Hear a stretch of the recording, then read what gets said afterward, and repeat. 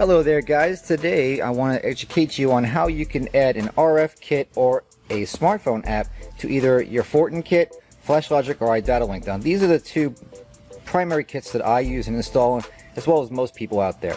So if you're using a FlashLogic or if you're using a iDataLink kit, like this one here I have already pre-wired and pre-plumbed for a CH4, like a Chrysler Dodge Jeep kind of deal, you're going to notice that on here there's a 4-pin plug which is waiting for an RF kit.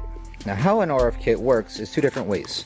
You could have a smartphone kit like this one here, which is made by my car, which is the linkr version, which I'm using for Excalibur, which you can use with virtually any brand actually, as long as you have the appropriate adapter. And if you look in the box, you'll see there's no shortage of adapters. This one here with the green plug is designed to work directly data to data with an Excalibur or Omega brand system, which we're not going to use.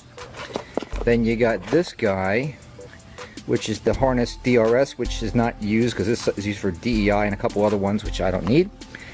This one here is the main plug, which serves RX and TX functionality and power and ground for the linkr or the my car module. These wires here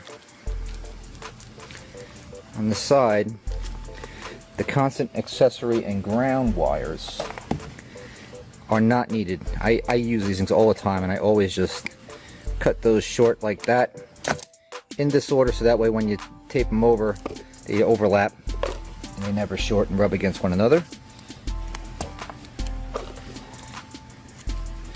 And just insulate that real quick. Then what you're left with is just the 4-pin data to data plug for the linkr or the my car proprietary plug for the smartphone kit.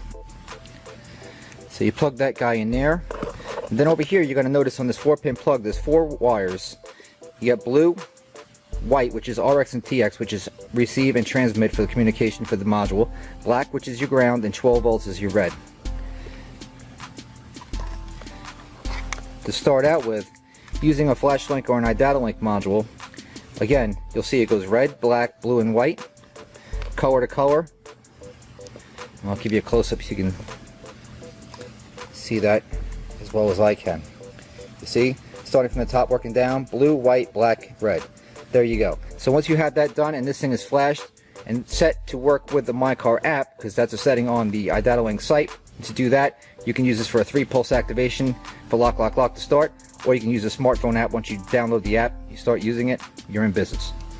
If you're using an Evo, like a Fortin Evo, or I use these a lot, the Omega Evo, because I just like to support Omega. Doesn't really matter, the same thing in the box. Here's your Fortin. Now, you'll see here, this does not fit in there.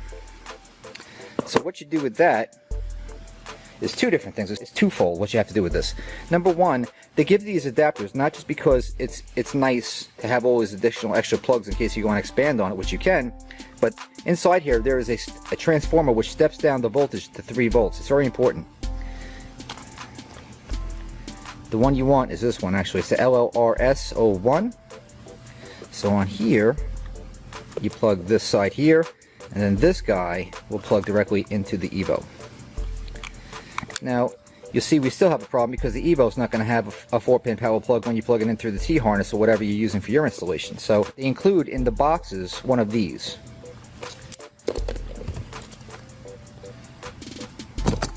Now what this is you can see that there is a mini 4-pin data plug which will plug directly into the Evo, and you have 2 of these which have the little provision for the tab to click in there so you don't back out. See that? Squeeze it and remove them. So you need to convert this to this and have an empty port to plug in your T-harness, one for the smartphone app and one for power for your Evo, all in one. So this little part is wonderful. If you don't have one of these, I have these things on my eBay store. They're pretty inexpensive and they fix a whole lot of problems. Very much like how I rewired that smartphone kit. Just cut those power leads short, insulate that, and this is all you need. Okay, so you got your male plug which goes into the female plug for your Evo power supply. You have your step down voltage transformer, plug that side into there, and then this will go into the power plug of your T-harness for your remote start installation, and that's that. Now if you were using something else like an RF Revo kit, say like one of these guys, which are pretty popular, I use these things an awful lot. For illustration, I'm using these 1-button guys. This one comes with this little harness, which to me I just find totally useless because all it is just 2 female plugs. I mean, I can't use this. What you need to do is get the antenna plugged in to meet up with your Fortin Evo system. So you can take these guys out, pull these back a little bit, and again they give you an overkill of plugs that you don't need. Don't ask me why, I just don't know. But you got 2 here, which it would be silly to have 2 plugs up on the windshield and see this and have this extra plug. It would just look kind of weird to me, right? So what you want to do is plug in the single plug, run that up on your windshield and run this thing down, which you got plenty of slack, and ultimately you're going to wind up down here again. You're going to use the one with the tab on there so it clicks like that.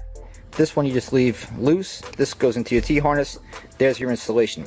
Now, very important that when you're programming and setting these things up, if you don't have a flash link, if you didn't buy it from someone like us that pre-flashes everything for you in advance, it's very important that you have the appropriate setting on. For this one, you'd have to have the FL-RF setting on in the Fortin settings. There's ones for DEI, there's one for AstroSart, Fortin, a couple others out there. So that's very important. Otherwise, it's not going to mate up and be able to be programmed to use and communicate with this system, because it is proprietary firmware that has to be put onto these kits to work back and forth with one another. For instance, this one here needs to be set to Fortin 2. That's pretty important. So that's the one I use a lot. And this one here I use a lot because I use a lot of Excalibur and a lot of Crime Stopper. But depending on your application and what you're using, that's something you're going to want to look into and make sure you do anytime you do one of these jobs. So I think that's pretty much everything you're going to need to know. I will put links below. So if you need to get your hands on one of these My Car kits, one of these adapters to step up, step down, or just to split off, all these things we have. And if you could ever just have a question, you just don't understand, or you just need somebody to ask a question, I'm here for you. Even if you're not my customer, I still try to help people because that's what I'm here to do. So if I can do that, I'm a happy guy. So I hope you liked the video. If you liked it, give it a like. If you don't like it, you know what to do. Still give it a like.